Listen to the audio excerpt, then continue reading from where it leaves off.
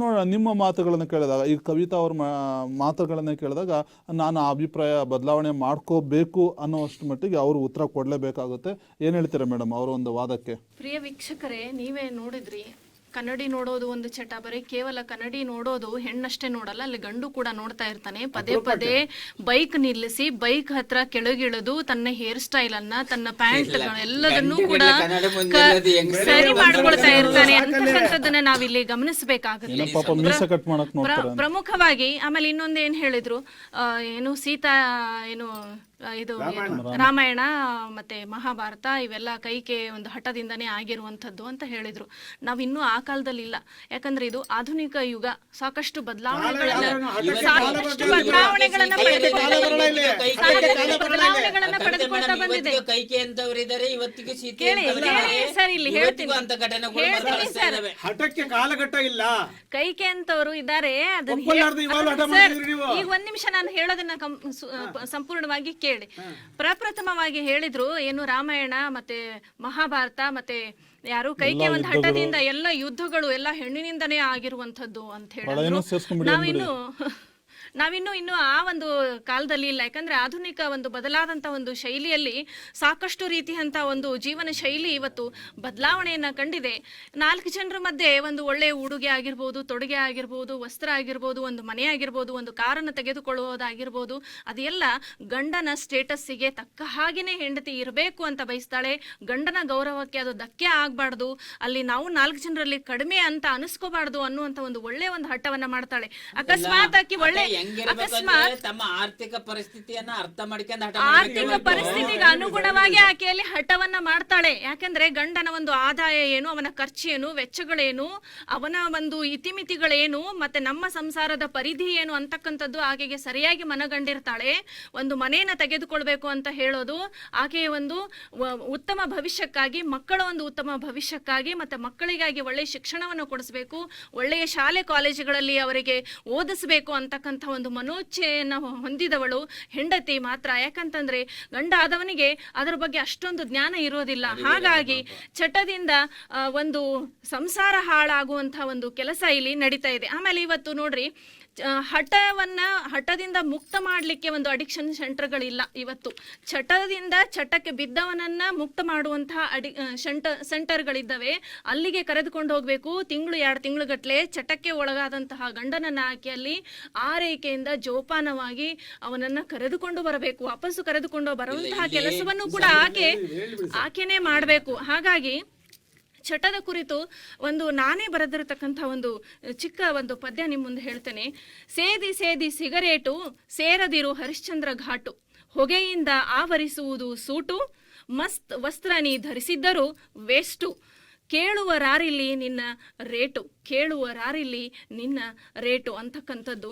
ಹಾಗೆ ಮತ್ತೆ ಇನ್ನೊಂದು ಪದ್ಯದಲ್ಲಿ ನಾನು ಹೇಳ್ತೀನಿ ಏನಂತಂದ್ರೆ, ಕುಡುಕನ ಸಂಘ ಒಂದು ದೌರ್ಭಾಗ್ಯ ಹೆಣ್ಣಿಗೆ. ಅಂದ್ರೆ ಕುಡಿತಾ ಇದ್ದ, ಕುಡಿದು ಆಕೆ ಒಂದು ಹಣೆ ಬರನೆ ಆಗಿದೇನೋ ಅಂತ ಆಕೆ ಕೊನೆಗೂ ಕೂಡ ಅವನ ಜೊತೆಗೆ ಒಂದು ಹೊಂದಾಣಿಕೆ ಮಾಡಿಕೊಂಡು ಕುಡುಕನ ಹೊಡೆಸ್ಕೊಂಡು ಬಡಿಸ್ಕೊಂಡು ಒಂದು ಜೀವನ ಮಾಡುವಂಥ ಅಲ್ಲಿ ಒಂದು ಅನಿವಾರ್ಯತೆ ಅವಳಿಗೆ ಬಂದು ಬಿಡುತ್ತೆ ಅನ್ನುವಂಥದ್ದು. ಯಾಕೆ ಅಂತಂದ್ರೆ ಆಕೆ ವಿಚ್ಛೇದನ ಪಡೆದುಕೊಂಡ್ರೆ ಸಮಾಜದಲ್ಲಿ ಎಲ್ಲ ಒಂದು ಜನರ ಒಂದು ಕೆಂಗಣ್ಣಿಗೆ ಗುರಿ ಆಗ್ತಾಳೆ. ಇವನ್ ಪುರುಷ ತಪ್ಪು ಮಾಡಿದ್ರು ಕೂಡ ಅದು ಬರುವಂಥದ್ದು ಕೇವಲ ನಮ್ಮ ಹೆಣ್ಣು ಮಕ್ಕಳಿಗೆ ಅನ್ನುವಂಥ ಒಂದು ಮಾತನ್ನ ನಾವಿಲ್ಲಿ ಗಮನಿಸಬೇಕು. ಹೇಳ್ತಾಳೆ ಏನು ಅಂತ, ಕುಡುಕನ ಸಂಘ ಒಂದು ದೌರ್ಭಾಗ್ಯ ಹೆಣ್ಣಿಗೆ, ಮನೆ ಕಳೆದುಕೊಂಡು ಬರುವನು ಬೀದಿಗೆ. ಅಂದ್ರೆ ಅದು ಚಟದಿಂದ ಎಲ್ಲವನ್ನೂ ಕೂಡ ಅಡ ಇಟ್ಟು ಅದು ಚಟ ಎಲ್ಲಿವರೆಗೂ ಸಾಗತ್ತೆ ಅಂತಂದ್ರೆ ಕೊನೆಗೆ ಮನೆಯನ್ನು ಕೂಡ ಕಳೆದುಕೊಳ್ಳುವಂತಹ ಒಂದು ಪರಿಸ್ಥಿತಿ ಒದಗತ್ತೆ ಅನ್ನುವಂಥದ್ದು. ತುಸು ಯೋಚನೆ ಇಲ್ಲ ತಾನೇ ಹೆತ್ತ ಮಕ್ಕಳಿಗೆ, ಸ್ವಲ್ಪ ಮುಂದಿನ ಭವಿಷ್ಯದ ಬಗ್ಗೆ ಆತನಿಗೆ ಯೋಚನೆಯೇ ಇಲ್ಲ. ಸತತ ಹೆಣಗಾಡಬೇಕಾಕೆ ಗೌರವದ ಬದುಕಿಗೆ, ಕುಣಿದು ಚಂದ್ರ ತಾರೆ ಹಿಡಿಯಲ್ಲಿ. ಅಂದ್ರೆ ಆತ ಕುಡಿತಾ ಏನು ಅವನ ಚಂದ್ರ ತಾರೆಗಳೇ ತನ್ನ ಕೈಲಿದ್ದಾವೇನೋ ಅನ್ನುವಷ್ಟು ಮಟ್ಟಿಗೆ ಆತ ಶ್ರೀಮಂತಿಕೆಯನ್ನು ತೋರಿಸ್ತಾನೆ. ಕುಡಿದಂತಹ ನಶೆಯಲ್ಲಿ ಅವನಿಗೆ ವಾಸ್ತವದ ಅರಿವೇ ಇರೋದಿಲ್ಲ. ಹಸಿದವನಿಗೆ ಅನ್ನ ಉಣಿಸುವ ಆಸೆ ಮನದಲ್ಲಿ, ಅಂದರೆ ಹಸಿದವನಿಗೆ ಅನ್ನವನ್ನು ಕೂಡ ಕೊಡಬೇಕು, ಅವನಿಗೆ ಎಲ್ಲವನ್ನು ಮಾಡಬೇಕು, ಅವನನ್ನು ಚೆನ್ನಾಗಿ ನೋಡ್ಕೋಬೇಕು. ಅಂದರೆ ಅವ್ನು ನೋಡ್ರಿ, ಕುಡಿದಾಗ ಅವನನ್ನು ಕೇಳ್ರಿ, ಅವನ ಪಾಕೆಟಿಂದ ಏನು ಮಾಡ್ತಾನೆ, ಅವನು ಸಾವಿರಾರು ಹಣವನ್ನು ಅಲ್ಲಿ ಬೀದಿಯಲ್ಲಿರ್ತಕ್ಕಂತಹ ಒಂದು ಇಷ್ಟು ನನ್ನ ದಾಟಿಸ್ರಿ ಅಂತೇಳಿ ಅವರಿಗೆ ಕೊಟ್ಟು ಬರುವಂತಹ ಒಂದು ಪರಿಸ್ಥಿತಿಗಳು. ಅಂದರೆ ಎಲ್ಲವನ್ನೂ ಕಳೆದುಕೊಳ್ತಾನೆ ಅನ್ನುವಂಥದ್ದು ಒಂದು ಇಲ್ಲಿ. ಅವನಷ್ಟು ಸುಖಿ ಯಾರ್ಯಾರು ಜಗದಲ್ಲಿ, ದೇವನಿತ್ತ ಕಳೆಯು ಮಾಯ ಅವನ ಮೊಗದಲ್ಲಿ, ದೇವನಿತ್ತ ಕಳೆಯು ಮಾಯ ಅವನ ಮೊಗದಲ್ಲಿ. ಸರ್ ಹೇಳಿದ್ರು ಏನಂತ, ನನ್ನ ಒಂದು ಮಾತಿಗೆ ಅವರು ತಿರುಗಿ ಇಟ್ಕೊಟ್ರು ಏನಂತಂದ್ರೆ, ಅಷ್ಟು ಹೃದಯ ವೈಶಾಲ್ಯತೆ ಅಂತ. ಆ ಹೃದಯ ವೈಶಾಲ್ಯತೆಯನ್ನ ಆತ ಏನು ಸಂಸಾರಕ್ಕೆ ತೋರಿಸ್ಬೇಕು, ಅವನ ಚಟಕ್ಕಾಗಿ ಅಲ್ಲ, ಬೇರೆ ಬೀದಿಯಲ್ಲಿ ಹೋಗುವಂತವರಿಗಲ್ಲ. ಹಾಗಾಗಿ ಚಟದಿಂದಲೇ ಇವತ್ತು ಸಾಕಷ್ಟು ಏನಾಗಿದೆ, ಸಂಸಾರಗಳು ಏನಾಗಿವೆ, ಬೀದಿ ಬಂದಿವೆ. ಹಾಗಾದ್ರೆ ಅವ ನಾರವ ಇವ ನಾರವ ನಮ್ಮವ ಏನಿರಂದ್ರೆ ಸಂಸಾರ ಯಾರದ್ರಿ? ಹಂಗಾದ್ರೆ ಸಂಸಾರನು ಅವ್ರದ್ದೇ ಅಲ್ಲ, ಈ ಸಂಸಾರ ನಂದು ಅಂತ ಅವನು ಅನ್ಬೇಕು. ಹಾಗೆ ಸಂಸಾರನು ಕೂಡ ನಂದು ಅಂತ ಅನ್ನುವಂಥ ಪ್ರೀತಿ ಅಲ್ಲಿ ಅವನಲ್ಲಿ ಬರಬೇಕು ಅನ್ನುವಂಥದ್ದು. ಹಾಗೆ ಇನ್ನೂ ಒಂದೇ ಒಂದು ಕವನದ ಮೂಲಕ ಹೇಳ್ತೇನೆ ಏನಂತಂದ್ರೆ, ಹೀಗಾಗಿ ಇವು ಯಾಕೆ ಬೇಕು, ಇವೆಲ್ಲ ಚಟಗಳು ಯಾಕೆ ಬೇಕು ಅನ್ನೋದಕ್ಕೆ ಒಬ್ಬ ಹೆಣ್ಣು ಹೇಳ್ತಾಳೆ.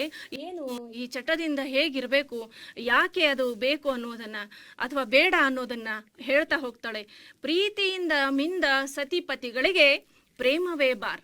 ನೋಡ್ರಿ, ಪ್ರೀತಿಯಲ್ಲಿ ಮಿಂದ ಸತಿಗಳಿಗೆ ಪ್ರೇಮವೇ ಬಾರ್, ಚುಂಬನವೇ ವಿಸ್ಕಿ, ಆಲಿಂಗನವೇ ರಮ್, ಶೃಂಗಾರ ಕ್ರೀಡೆಗಳೇ ಮತ್ತು, ಚಟವೆಂಬುದೆಲ್ಲ ಆಪತ್ತು ವಿಪತ್ತು, ಕುತ್ತು ಬರೀ ಕುತ್ತು. ಒಳ್ಳೆ ವಿಚಾರಗಳನ್ನು, ಗಂಡಿನ ಒಂದು ಚಟದ ಬಗ್ಗೆ ಕವಿತಾರವರು ತುಂಬ ಕೆಲವೊಂದು ಪದ್ಯದ ಸಾಲುಗಳ ಮೂಲಕ ಉದಾಹರಣೆಯನ್ನು ಕೊಟ್ಕೊಂಡ್ರು. ಇಲ್ಲಿ ಒಂದು ವಚನದ ಒಂದು ಸಾಲು ನೆನಪು ಬರುತ್ತೆ. ಸತಿಪತಿಯರಿಬ್ಬರು ಪ್ರತಿದೃಷ್ಟಿಯಾಗಿ ಮಾಲ ಬಳ್ಳರೆ ಅದೇ ಮಾಟ ಅದೇ ಕೂಡಲ ಸಂಗಮ ದೇವರ ಕೂಡುವ ಕೂಟ ಅಂತ ತುಂಬ ಸೊಗಸಾದಂತಹ ವಚನದ ಸಾಲುಗಳಿವೆ. ಅಂದರೆ ಪ್ರತಿದೃಷ್ಟಿಯಿಂದ ಮಾಡಬಲ್ಲ, ಪ್ರತಿದೃಷ್ಟಿ ಅಂದರೆ ವೈಚಾರಿಕ ಭಿನ್ನತೆ ಇರುತ್ತೆ. ಇಲ್ಲಿ ಒಬ್ಬರು ಆ ಭಿನ್ನತೆಗಳನ್ನು ಒಬ್ಬರನ್ನೊಬ್ಬರು ಅರ್ಥ ಮಾಡಿಕೊಂಡು ನಡೀತಕ್ಕಂಥ ಒಂದು ಜೀವನವನ್ನು, ಸಂಸಾರವನ್ನು ನಿರ್ವಹಿಸಿದ್ದೇ ಆದರೆ ಇವತ್ತು ಸತಿಪತಿಗಳಿಬ್ಬರೂ ಕೂಡ ತಮ್ಮ ಸಂಸಾರ ಚೆನ್ನಾಗಿರುತ್ತೆ. ಅಂದರೆ ಇಲ್ಲಿ ಒಟ್ಟಾರೆ ಗಂಡಿನ ಚಟಕ್ಕೆ ಬಂದಾಗ ಒಂದು ಕವಿತಾರವರು ಬೀಡಿಯ ಸಿಗರೇಟಿನ ಒಂದು ಉದಾಹರಣೆ ತೆಗೆದುಕೊಂಡ್ರು, ಮತ್ತು ಮದ್ಯದ ಒಂದು ಉದಾಹರಣೆ ಕೊಂಡ್ರು. ಯಾವುದು ಮದ್ಯ ಅಂತಕ್ಕಂಥದ್ದನ್ನು ಅವರು ಸಂಸಾರದಲ್ಲಿ ಸತಿಪತಿಗಳ ಜೊತೆಯಾಗಿರ್ತಕ್ಕಂಥ ಒಂದು ಚುಂಬನೆ ಆಗಲಿ, ಜೊತೆಗೆ ಅವರು ಅದೇ ಆ ಒಂದು ಸಂಸಾರನೇ ಬಾರು ಅಂತಕ್ಕಂಥ ವಿಷಯವನ್ನು ಕೂಡ ತುಂಬ ಸೊಗಸಾಗಿ ಹೇಳಿದರು. ಅದಕ್ಕೆ ನಾವು ಕೂಡ ಸಮಾಜಕ್ಕೆ ಹೇಳ್ತೀವಿ, ಕುಡಿಬಾಡ್ರೋ ತಮ್ಮ, ಕುಡಿಬಾಡ್ರೋ, ಸೇದ್ಬಾಡ್ರೋ ಅಂತ. ಆವಾಗಿಂದ ನಮ್ಮ ಹಿರಿಯರು ಹೇಳಿದರು, ಗಾಂಧೀಜಿಯವರು ಹೇಳಿದರು, ಅಂಬೇಡ್ಕರ್ ಅವರು ಹೇಳಿದರು, ಶರಣರು ಕೂಡ ಹೇಳಿದರು. ಆದರೂ ಕೂಡ ಜನ ಕುಡಿಯೋದು ಬಿಟ್ಟಿಲ್ಲ. ಹಿಂಗೆ ಕುಡಿದು ಹಿಂಗೆ ಸಂಸಾರ ಹಾಳು ಮಾಡ್ಕೊಂಡು ನಾವೇನು ಮಾಡೋಕ್ಕಾಗುತ್ತೆ ಸರ್? ಸತೀಶ್ ಸರ್ ಏನು ಹೇಳ್ತೀರಾ? ಹಿಂಗೆಲ್ಲ ಪ್ರಾಬ್ಲಮ್ಸ್ಗಳು ಬರ್ತಾ ಇದೆ ಈಗ. ಉತ್ತರ ಕೊಡ್ತೀನಿ ಅವ್ರಿಗೆ ನಾನು. ಹೇಳಿ, ಏನು ಒಂದು ಮಾತು, ನಾರಿ ಮತ್ತು ನಾಲ್ಗೆ ಎರಡೂ ಹಿಡಿತಲ್ಲಿದ್ರೆ ಸಮಾಜಕ್ಕೆ ಅದೊಂದು ಮೌಲ್ಯ ಆಗುತ್ತೆ. ಅವೆರಡಕ್ಕೂ ಹಿಡಿತಾ ಇಲ್ಲ ಅಂದರೆ ಸಮಾಜದಲ್ಲಿ ಆ ಕುಟುಂಬದ ಮಾನ ನಾರುತ್ತೆ. ಆ ನಾರ್ದಂಗೆ ಮಾಡಬೇಕಾಗಿರ್ತಕ್ಕಂಥ ಜವಾಬ್ದಾರಿ ಆ ನಾರಿ ಮತ್ತು ನಾಲ್ಗೆಗಿರುತ್ತೆ. ಅದನ್ನು ತಿಳ್ಕೊಳ್ತಿಲ್ಲ ಅವರು. ಅದೇ ಹಠ ತೋರಿಸ್ತಿ ನಾರಿಸ್ತಾರೆ ಅವರು. ಕುಡಿದಾಗ ಮಾತ್ರ ಒಳ್ಳೊಳ್ಳೆ ಪದಗಳು ಹೊರಗೆ ಬರ್ತಾ ಇರ್ತವೆ, ಚಟ ಮಾಡಿದಾಗ ಮಾತ್ರ ಉತ್ತಮವಾದಂತ ಪದಗಳು ಬರ್ತಾ ಇರ್ತವೆ. ಸರ್ ಆಗ್ಲೇ ಹೇಳ್ತಾ ರಾಮಾಯಣದ ಒಂದು ಉದಾಹರಣೆ ಕೊಟ್ರು. ರಾಮಾಯಣದಲ್ಲಿ ಸೀತೆ ಮಾಡಿರ್ತಕ್ಕಂಥ ಹಠ, ಕೈಕೆ ಮಾಡಿರ್ತಕ್ಕಂಥ ಹಠ, ಅಲ್ಲಿನ ಇಡೀ ಕುಟುಂಬವನ್ನೇ ರಾಮಾಯಣ ಆಗಕ್ಕೆ ಒಂದು ದಾರಿ ಮಾಡಿಕೊಡ್ತದ್ದು. ಕೈಕೆ ಹಠ ಮಾಡಿಲ್ಲ ಅಂತಂದ್ರೆ ರಾಮ ಇದಕ್ಕೆ ಹೋಗ್ತಾ ಇರಲಿಲ್ಲ, ವನವಾಸಕ್ಕೆ ಹೋಗ್ತಾ ಇರಲಿಲ್ಲ. ಸೀತೆ ಹಠ ಮಾಡಿಲ್ಲ ಅಂದರೆ ಅವಳು ರಾವಣನ ಜೊತೆ ಸಿಕ್ಕಾಕೊಂಡ್ಬೀಳ್ತಾ ಇರಲಿಲ್ಲ. ಸೊ ಎಲ್ಲದಕ್ಕೂ ಕೂಡ ಇಲ್ಲಿ ನಾರಿಯ ಹಠಾನೇ ಇಲ್ಲಿ ಕಾರಣ ಕಾಣ್ತಾ ಇದೆ. ಅವ್ರು ಒಪ್ತಾ ಇಲ್ಲ. ಅದಕ್ಕೆ ನಮ್ಮ ಕವಿತಾ ಅಲ್ಲ ವಾಸ್ತವ, ಅದಕ್ಕೆ ಕವಿತಾ ಮೇಡಮ್ ಅವರು ಅದಕ್ಕೆ ಕಾಲಘಟ್ಟದಲ್ಲಿ, ಈಗಿನ ಕಾಲಘಟ್ಟದಲ್ಲಿ ಅದು ಬರದೇ ಇಲ್ಲ ಅಂತಂದ್ರು. ಆಧುನಿಕ ಶೈಲಿಯಲ್ಲಿ ಹಾಗಿಲ್ಲ ಸರ್, ಆ ಪದ್ಧತಿಯಲ್ಲಿ ಅದಿಲ್ಲ. ರಾಮಾಯಣ ಮಹಾಭಾರತದ ಉದಾಹರಣೆಗಳು ಇವತ್ತು ಧರ್ಮ ಗ್ರಂಥಗಳು ಕರಿತೀವಿ ನಾವು, ಅದ್ರಲ್ಲಿ ಬರ್ತಕ್ಕಂಥ ವಿಚಾರಗಳನ್ನ ನೀವು ಅದು ಕಾಲಘಟ್ಟಕ್ಕೆ ಹೋಲಿಸ್ಬಿಡ್ರಿ. ಈಗಿನ ಕಾಲಘಟ್ಟದಲ್ಲಿ ಸೀತೆಯನ್ನವರು ಹೆಸರು ಬದಲಾವಣೆ ಮಾಡ್ಕೊಂಡಿರ್ಬೋದು, ಕೈಕೆಯನ್ನವರು ಇಲ್ಲದೆ ಇರ್ಬೋದು, ಆ ಹೆಸರನ್ನವ್ರು ಇಲ್ಲದೆ ಇರ್ಬೋದು, ಲತಾಮಣಿ ಅಂತ ಇಟ್ಕೊಂಡಿರ್ಬೋದು, ಕವಿತಾ ಅಂತ ಇಟ್ಕೊಂಡಿರ್ಬೋದು.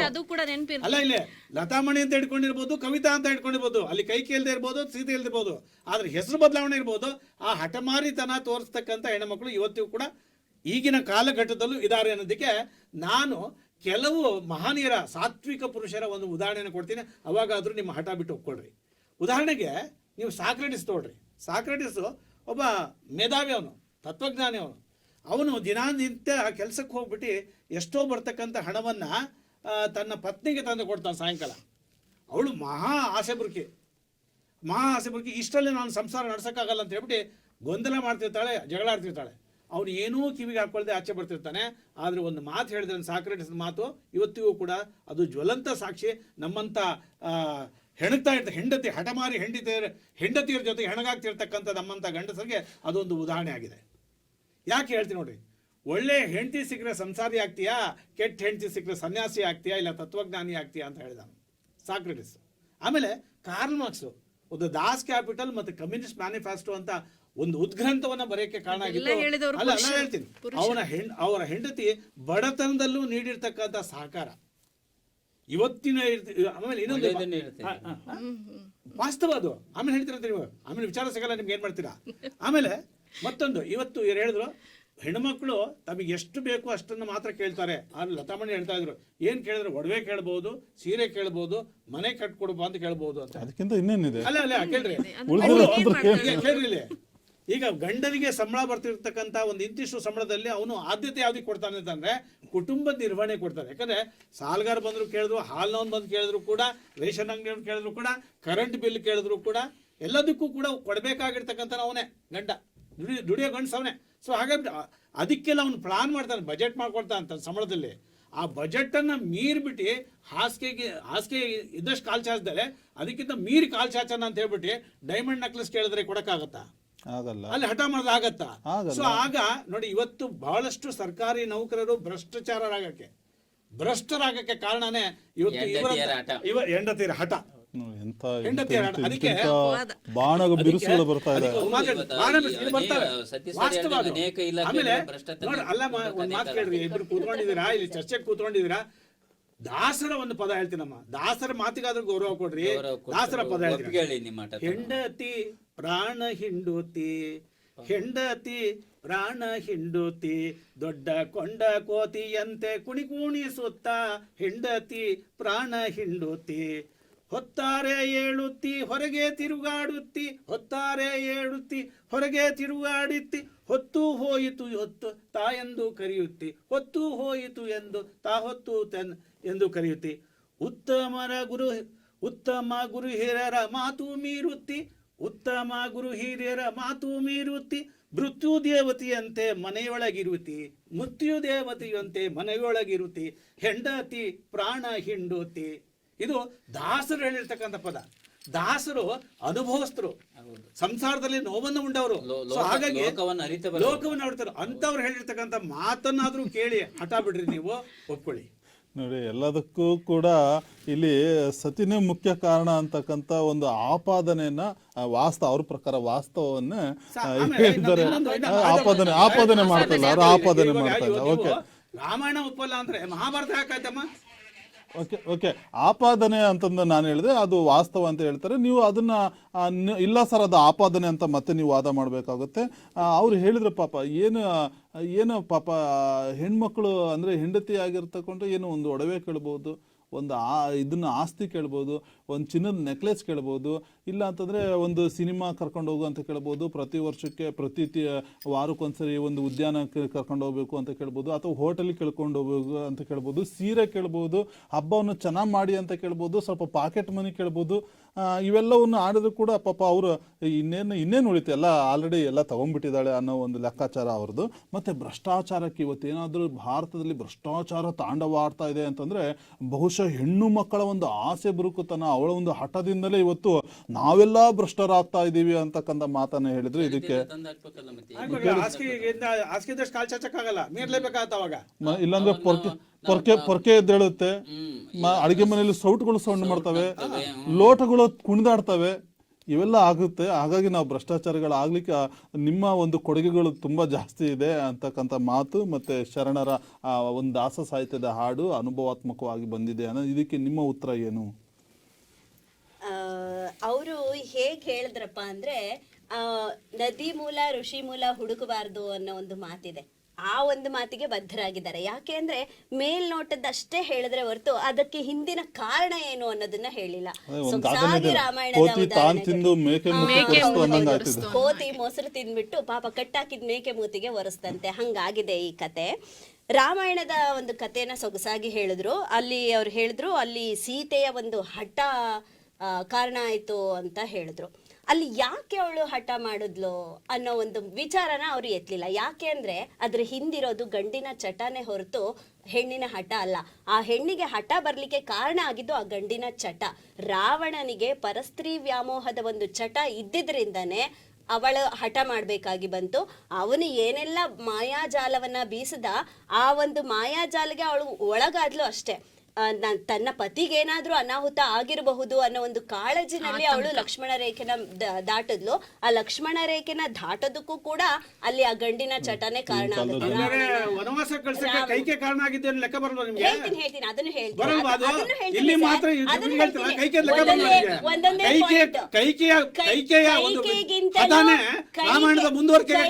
ಕೈಕೆಯ ಹಠಕ್ಕಿಂತ ದಶರಥನಿಗೆ ಚಟ ಕಾರಣ ಆಗುತ್ತೆ. ಇಲ್ಲಿ ಕೇಳಿ, ದಶರಥ ಅವನ ಮೊದಲನೇ ಪತ್ನಿ ಯಾರು?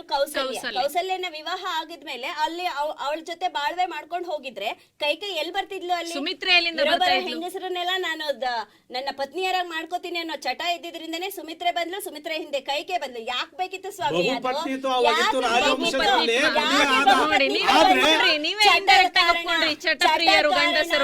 ಚಟಕ್ಕಾಗಿ ಬಹುಪತ್ನಿತ್ವನ ಅವನು ತನ್ನ ಒಂದು ಸ್ವಾರ್ಥಕ್ಕಾಗಿ ತಂದ್ಕೊಂಡ.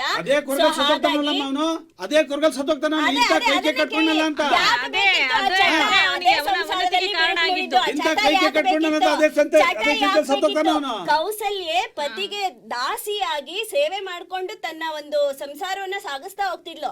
ಅಷ್ಟು ಸಾಲದು ಅಂತ ಸುಮಿತ್ರೆನು ಕಟ್ಕೊಂಡ್ ಬಂದ, ಕೈಕೇನು ಕಟ್ಕೊಂಡ್ ಬಂದ. ಯಾಕೆ ಬೇಕಿತ್ತು ಸ್ವಾಮಿ ಚಟ ಅವನಿಗೆ? ಅವಕಾಶ ಇದ್ರೆ ಇನ್ನೊಂದು 4 ಏನ್ ಹಂಗೆ ಹೆಣ್ಮಕ್ಳನ್ನ ಗೊಂಬೆ ಮಾಡ್ಕೊಂಡ್ಬಿಟ್ಟಿದ್ದಾರೆ.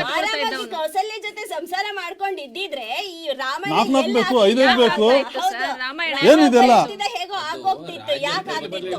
ಇನ್ನ ಮಹಾಭಾರತ ತಗೊಂಡ್ರು, ಮಹಾಭಾರತದಲ್ಲಿ ದ್ರೌಪದಿಯ ಹಠನೇ ಕಾರಣ ಅಂತ. ಅವಳು ಹಠ ಮಾಡ್ಲಿಕ್ಕೆ ಕಾರಣ ಯಾರು? ಅಲ್ಲಿ ಯಾರು ಕಾರಣ ಆಗ್ತಾರೆ? ಒಂದು ತುಂಬಿದ ಸಭೆಯಲ್ಲಿ ಒಬ್ಬ ಸ್ತ್ರೀಯನ್ನ ಎಳ್ಕೊಂಡ್ ಬಂದು ಅವಳ ವಸ್ತ್ರಾಪಹರಣ ಮಾಡ್ಬೇಕು ಅಂತ ಅಂದ್ರೆ ಆ ಗಂಡಸಿನ ಮನಸ್ಸಿನ ಕ್ರೌರ್ಯತೆ ಎಷ್ಟಿದೆ, ಅವನಲ್ಲಿ ಒಂದು ಹೆಣ್ಣಿನ ಬೆತ್ತಲೆ ದೇಹವನ್ನ ನೋಡುವಂತ ಚಟ ಏನಿದೆ ಅದು ಅಲ್ಲಿ ಕಾರಣ ಆಗಿದ್ದು.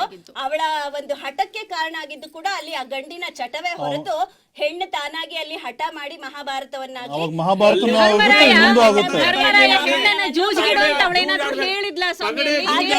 ಚಟ ಇರ್ಲಿಲ್ಲ, ಅದು ಗಾಳಕ್ಕೆ ಬೀಳ್ಸ್ಕೊಂಡಿದ್ದು.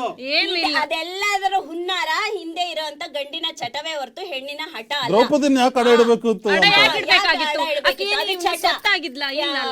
ಆಟ ಆಡ್ತಾ ಆಡ್ತಾ ಆಟ ಚಟಕ್ಕೆ ತಿರ್ಕೊಳ್ಳುತ್ತೆ. ಆ ಚಟದಿಂದ ತನ್ನ ಮಡದಿನ್ನು ಮಕ್ಕಳನ್ನು, ಅದು ಈಗ್ಲೂ ಕೂಡ ಇದೆ. ಆ ವಾಸ್ತವ ಅಂತ ತಾವು ಹೇಳಿದ್ರಲ್ಲ, ಈಗ್ಲೂ ಕೂಡ ಇದೆ. ಮಹಾಭಾರತನೂ ಆಗುತ್ತೆ, ಇನ್ನೊಂದು ಆಗುತ್ತೆ. ಆಗ್ತಾ ಇರೋದು ಗಂಡಿನ ಚಟದಿಂದಲೇ ಹೊರತು ಹೆಣ್ಣಿನ ಹಠದಿಂದ ಅಲ್ಲ. ಹಾಗೆ ತಾವೊಂದು ಮಾತು ಹೇಳಿದ್ರಿ, ಸೊಗಸಾದ ಮಾತು ಹೇಳಿದ್ರಿ. ಒಂದು ಹೆಣ್ಣು ಕೆಟ್ಟವಳಾದ್ರೂ ಸರಿ, ಒಳ್ಳೆಯವಳಾದ್ರೂ ಸರಿ, ಗಂಡಿಗೆ ಒಳ್ಳೇದೇ ಆಗುತ್ತೆ ಸರ್. ಯಾಕೆ ಅಂತ ಕೇಳಿ, ಒಂದು ಹೆಣ್ಣು ಪತಿಯ ಇಚ್ಛೆ ನರಿತು ನಡೀತಾ ಇದ್ರೆ ಸ್ವರ್ಗಕ್ಕೆ ಕಿಚ್ಚ ನಚ್ಚಂದ ಸರ್ವಜ್ಞ ಅಂತ ತಾವು ಹೇಳಿದ್ರಿ. ಅಂದ್ರೆ ತನ್ನ ಪತಿಯ ಇಚ್ಛೆನೆಲ್ಲ ಅರಿತು ನಡೀತಾ ಇದ್ರು ಕೂಡ ಗಂಡಿಗೆ ಒಂದು ಸ್ವರ್ಗ ಸುಖ ಪ್ರಾಪ್ತಿ ಆಗುತ್ತೆ ಅಂತ. ಹಾಗೆ ಹೆಣ್ಣು ಕೆಟ್ಟ ಹೆಂಡತಿ ಆದ್ರೆ ಅಲ್ಲಿ ಗಂಡು ನಾಶ ಆಗುತ್ತೆ ಅಥವಾ ಸಂಸಾರ ಬಿರುಕು ಆಗುತ್ತೆ ಅಂತ ಅವ್ರು ಹೇಳಿಲ್ಲ. ಅವರು ನಮ್ಮ ಒಂದು ವಾದನ ಏನಂದ್ರು ಅಂದ್ರೆ, ಹೆಂಡತಿ ಕೆಟ್ಟವಳು ಸಿಕ್ರೆ, ಕೆಟ್ಟ ಹೆಂಡತಿ ಸಿಕ್ರೆ ಗಂಡು ತತ್ವಜ್ಞಾನಿ ಆಗ್ತಾನೆ ಅನ್ನೋ ಒಂದು ಮಾತು ಹೇಳಿದ್ರು. ಸಾಕ್ರಟಿಸ್ ಹೇಳಿದ್ದಾರೆ. ಒಳ್ಳೆ ಹೆಂಡತಿ ಸಿಕ್ರೆ ಸಂಸಾರಿ ಆಗ್ತೀಯ, ತತ್ವಜ್ಞಾನಿ ಆಗ್ತೀಯ ಅಂತ ಹೇಳಿದ್ರು. ಅಂದ್ರೆ ಹಠಮಾರಿ ಹೆಣ್ಣು ಸಿಕ್ರೆ ತತ್ವಜ್ಞಾನಿ ಆಗ್ತೀಯ ಅಂತ ಹೇಳಿದ್ದು. ಅಲ್ಲಿ ಹೆಣ್ಣು ಕೆಟ್ಟವಳಾದ್ರೂ ಹಠ ಆದ್ರೂ ಗಂಡು ತತ್ವಜ್ಞಾನಿ ಆದ. ತತ್ವಜ್ಞಾನಿ ಆಗೋದು ಸುಲಭದ ಮಾತಾ? ಸನ್ಯಾಸಿಗಳಿಗೆ ಹೌದು, ಸನ್ಯಾಸಿಗಳಿಗೆ ಎಷ್ಟು ಎಷ್ಟು ಮಹತ್ವದ ಸ್ಥಾನ ಕೊಡ್ತಾ ಒಟ್ಟಾಗೆ ಇದ್ದೀವಿ ಸಂಸಾರ ನಡೆಸಂಗಿಲ್ಲ, ಸನ್ಯಾಸಿಯಾಗಿ ಹೋಗ್ಬೇಕು. ಹಂಗ್ ಕಳಿಸ್ತೀರಾ ನೀವು? ನೀವ್ ಹಂಗ್ ಕಳಿಸ್ತೀರಾ ನೀವ್ ನೀವು? ಅಂದ್ಕೊಂಡಿದ್ದನ್ನ ನಾನು ಹೇಳ್ತಾ ಇದ್ದೀನಿ. ಹೆಣ್ಣು ಕೆಟ್ಟೋಳಾದ್ರೂ ಗಂಡಿಗೆ ಅಲ್ಲಿ ಎಷ್ಟು ಒಳ್ಳೇದಾಗ್ತಿದೆ ಅಂತ. ಕೆಟ್ಟ ಹೆಂಡತಿ ಸಿಕ್ಕರೆ ತತ್ವಜ್ಞಾನಿ ಆದ ಅಂತ ತಾವೇ ಒಪ್ಕೊಂಡ್ರಿ. ಸೊ ತತ್ವಜ್ಞಾನಿ ಆಗೋದು ಸುಲಭದ ಮಾತಲ್ಲ, ಸಾಕಷ್ಟು ಸಾಧನೆ ಮಾಡ್ಬೇಕಾಗತ್ತೆ. ಅಂತ ಒಂದು ಸಾಧನೆ ಇಲ್ಲದೆ ತತ್ವಜ್ಞಾನಿ ಆಗ್ತಾ ಇದ್ದೀರಾ ನೀವು ಅಂದ್ರೆ ನಿಮ್ಮ ಹೆಂಡತಿ ಹಠ ಕಾರಣ ಆಯ್ತು ಅಂತ ತಿಳ್ಕೊಳ್ಳಿ. ಹಠದಿಂದ ಅಲ್ಲಿ ಸಂಸಾರ ಬಿರುಕೆಯಲ್ಲಿ ಬಿಡುತ್ತೆ ಸರ್. ತಾವು ಸನ್ಯಾಸಿ ಆಗಿರ್ಬೋದು, ಸನ್ಯಾಸಿ ಆಗ್ತಿರೋ ತತ್ವಜ್ಞಾನಿ ಆಗ್ತಿರೋ ಖಂಡಿತ ಇಲ್ಲ, ಖಂಡಿತ ಇಲ್ಲ. ಮತ್ತೆ ಅವ್ರು ಹೇಳಿದ್ರು ಸೀತಾ ಅನ್ನೋ ಹೆಸರು, ಕೈಕೇಯಿ ಅನ್ನೋ ಹೆಸರು ಇವಾಗ ಲತಾ ಆಗಿರ್ಬೋದು ಅಥವಾ ಕವಿತಾ ಆಗಿರ್ಬೋದು ಅಂತ. ಈ ರಾವಣ ದುರ್ಯೋಧನ ಹೆಸರು ಸತೀಶ್ ಕೊಟ್ರೇಶ್ವರ. ಸೊ ಆ ರೀತಿ ಏನಾದ್ರೂ ಆಗಿದ್ರೆ ಈಗ ಆ ಮಾತನ್ನ ಬೇಕಿದ್ರೆ ನಾವು ಒಪ್ಕೋಬಹುದು. ಮತ್ತೆ ಭ್ರಷ್ಟಾಚಾರಕ್ಕೆ ಕಾರಣ ಹೆಂಡತಿಯರ ಹಠ ಅಂತ ಹೇಳ್ತಾ ಇದ್ದಾರೆ ಇವರು. ಖಂಡಿತ ಹೆಂಡತಿಯರ ಹಠ ಅಲ್ಲ ಸರ್. ಒಂದು ಹೆಣ್ಣು ತನ್ನ ಪತಿಯ ಸಂಪಾದನೆ ಎಷ್ಟಿದೆ ಅದನ್ನು ಕೂಡ ನೋಡ್ತಾಳೆ. ತನ್ನ ಸಂಸಾರ ಆಗ್ಲೇ ಮೇಡಮ್ ಹೇಳಿದ್ರು, ತನ್ನ ಸಂಸಾರದ ಪರಿಧಿ ಹೇಗೆ ತೂಗಿಸ್ಕೋಬೇಕು ಅಂತ. ಅಲ್ಲಿ ಹೆಣ್ಣು ಗಂಡಿಗೆ ಒಂದು ಸಾಥ್ ಕೊಡೋ ರೀತಿನಲ್ಲಿ ಹೋಗ್ತಾಳೆ. ನಾನು ಬಡವ, ನಾನು ಬಡವಿ, ನಮ್ಮ ಪ್ರೀತಿಗೆ ಬಡತನವಿಲ್ಲ, ನಮ್ಮ ಪ್ರೀತಿಗೆ ಬಡತನವಿಲ್ಲ ಅಂತ ಎಷ್ಟೇ ಹೊಂದ್ಕೊಂಡು ಹೋದ್ರು ಸಂಜೆ ಆದ ತಕ್ಷಣ ತಾನು 2 ಕಾಸು ದುಡ್ದಿದ್ರು ಆ 2 ಕಾಸಲ್ಲಿ 1/4 ಆಣಿ ಕುಡಿಯೋದಕ್ಕೆ ಖರ್ಚು ಮಾಡ್ತಾನೆ.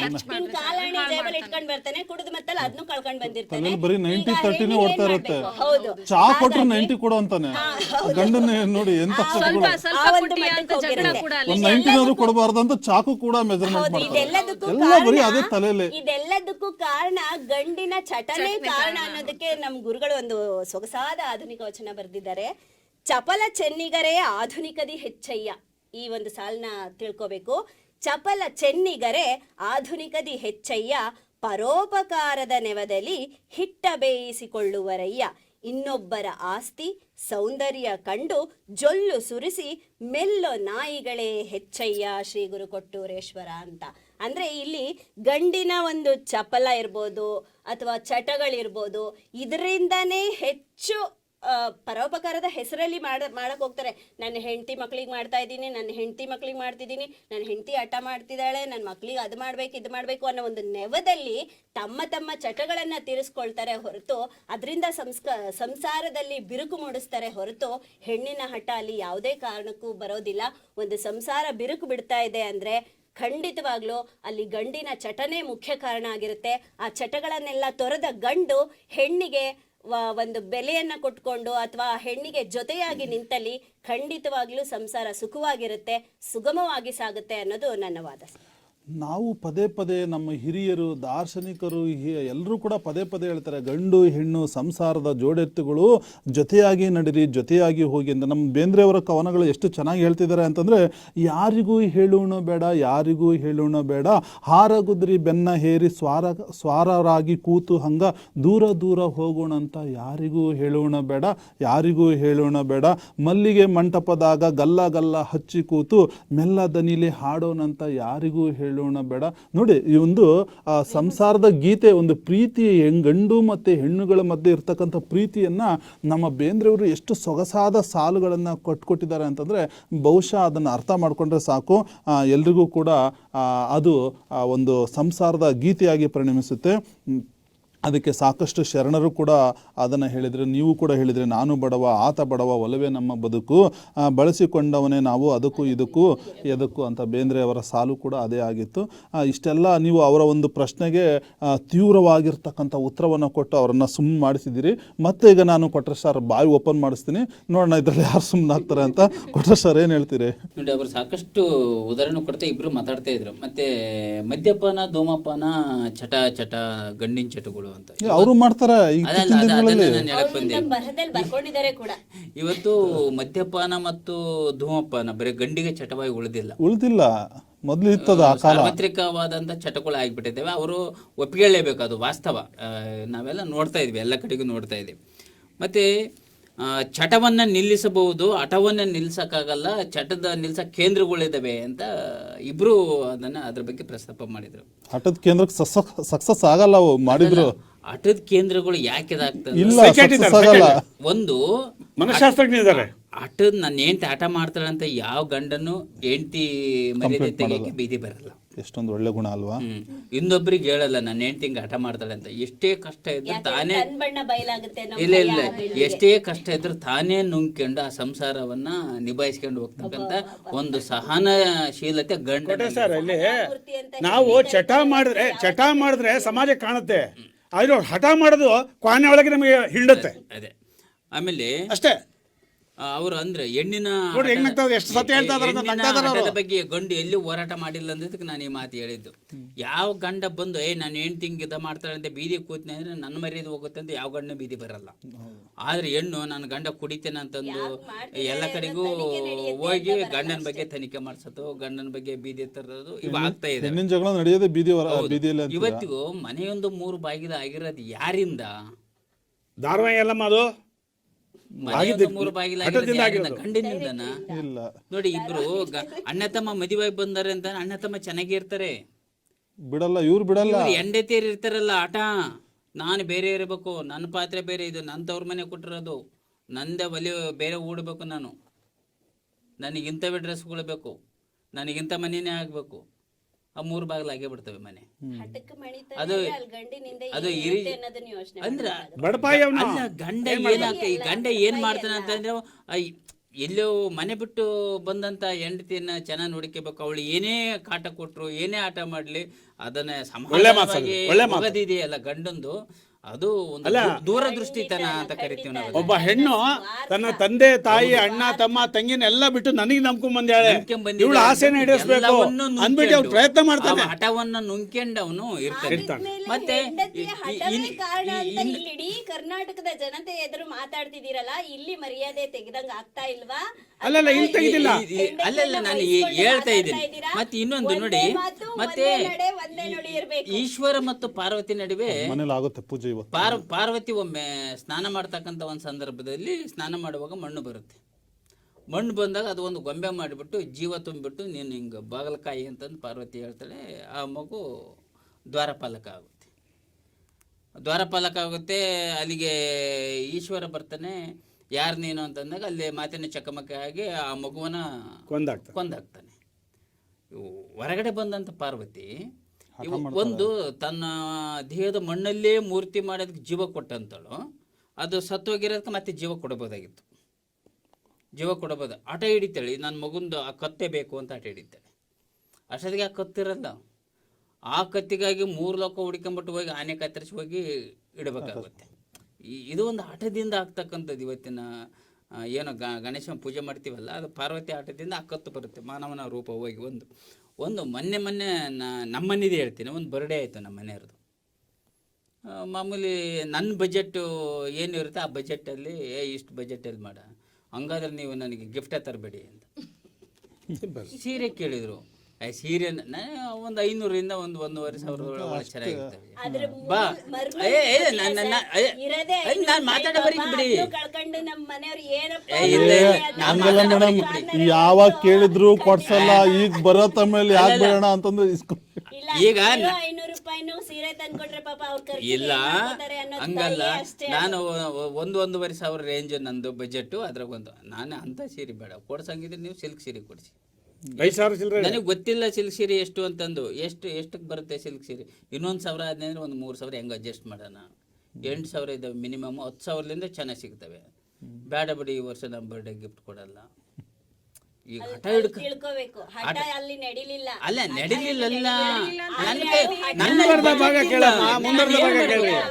ನಾನು ಏನ್ ಮಾಡ್ಬೇಕು? ಬಜೆಟ್ ಇಲ್ಲ ಅಂತಂದಾಗ ಏನಾಗುತ್ತೆ, ಅವಧಿ ಇಡೀ ಒಂದು ನಮ್ನೆ ಸಂಸಾರದಲ್ಲಿ ಏನಾಗುತ್ತೆ, ಬಿಡಕ್ ಕಾರಣ ಆಗುತ್ತೆ.